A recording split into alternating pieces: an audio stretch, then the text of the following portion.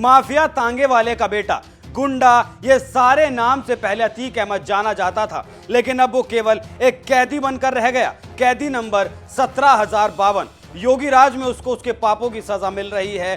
कभी अपने आतंक से अरबों का पहाड़ खड़ा करने वाला अब केवल 25 रुपए की दिहाड़ी पर काम करेगा। यह सब है उसके कर्मों की सजा जो उसने अपने समय में किया था। अभी तो बस एक मामले में उसे सजा हुई है। ऐसे तमाम मामले हैं जिनमें उन्हें सजा होना बाकी है, और आज हम आपको बताएंगे अतीक अहमद के 10 बड़े कांड के बारे में।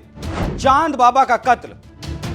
बात साल 1989 की है। उस वक्त फिरोज तांगेवाले का बेटा अतीक अहमद हाई स्कूल में था और वो फेल हो गया था, और उसी साल अतीक के खिलाफ हत्या का एक केस दर्ज हुआ था। हत्या के आरोप के बाद अतीक और अकड़ में आ गया था। उसने अपनी रंगदारी चलानी शुरू कर दी। तब उसकी टक्कर हुई चांद बाबा से। चकिया के शौक इलाही उर्फ चांद बाबा अपनी चलाता था और पुलिस भी चांद बाबा के इशारों पर चलती थी। तब शहर पश्चिमी से निर्दलीय अतीक प्रत्याशी बना और चांद बाबा को हरा दिया। इसके बाद अपना भौकाल बनाने के लिए अतीक ने चांद बाबा की चकिया में गोली और बमों से सरेआम हत्या कर दी।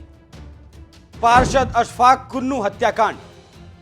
उस वक्त एक पार्षद हुआ करते थे अशफाक कुन्नू नाम से। 1994 में उनका कत्ल करा दिया गया था, और इस हत्या में माफिया अतीक और उसके भाई अशरफ का ही नाम आया। लेकिन क्योंकि अतीक का सिक्का चलता था, इसलिए अतीक बच निकला। लेकिन 4 साल बाद तत्कालीन एसपी सिटी लालजी शुक्ला ने अतीक को इस हत्याकांड में गिरफ्तार किया था। उस वक्त बीजेपी का शासन था।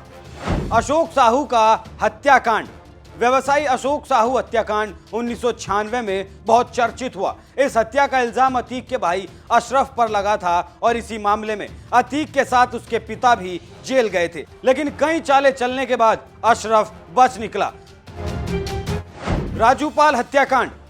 इस हत्याकांड के चलते आज भी अतीक को खूब खरी खोटी सुनाई जाती है। 25 जनवरी 2005 को दिन दहाड़ उनको गोलियों से भून दिया गया था। इसमें अतीक का नाम सामने आया था और कहा गया था कि अतीक के इशारों पर अशरफ ने राजूपाल की हत्या की थी। 18 साल बाद भी इस मुकदमे में फैसला आना अभी बाकी है। देवरिया जेल कांड। 23 दिसंबर 2018। उस वक्त अतीक देवरिया जेल में बंद था, और कहा जाता है कि उसके इशारों पर ही बिल्डर मोहित जायसवाल को लखनऊ से देवरिया जेल लाकर मारपीट की गई। इसके साथ ही उसकी 45 करोड़ की संपत्ति भी जबरदस्ती हथिया ली गई थी। भाजपा नेता अशरफ की हत्या। बात 2003 की है, जब चकिया में अतीक ने अपने घर के सामने खुलेआम भाजपा नेता अशरफ को गोली मारकर उसकी हत्या कर दी। और अतीक ने अशरफ की हत्या केवल इसलिए की थी क्योंकि उसका नाम उसके भाई के नाम पर था, लेकिन वो बीजेपी से जुड़ा हुआ था और उसे चुनौती दे रहा था। पार्षद नस्सन की हत्या। नस्सन, जो कि पहले अतीक का करीबी हुआ करता था, लेकिन इन लोगों के बीच कुछ अनबन हुई, जिसके बाद 2001 में अतीक ने अपने चकिया कार्यालय के सामने ही अपने करीबी की हत्या कर दी। लखनऊ गेस्ट हाउस कांड। 1995 जब सपा बसपा गठबंधन की सरकार थी, तब बसपा ने सपा से गठबंधन तोड़ने के लिए लखनऊ के एक स्टेट गेस्ट हाउस में बैठक की थी। तब सपा के विधायक और समर्थक वहां पहुंचकर मारपीट करने लगे और बसपा प्रमुख मायावती के साथ बदसलूकी भी की गई। इस कांड में भी अतीक का नाम सामने आया था। शूआउट में किया था जमकर उत्पाद।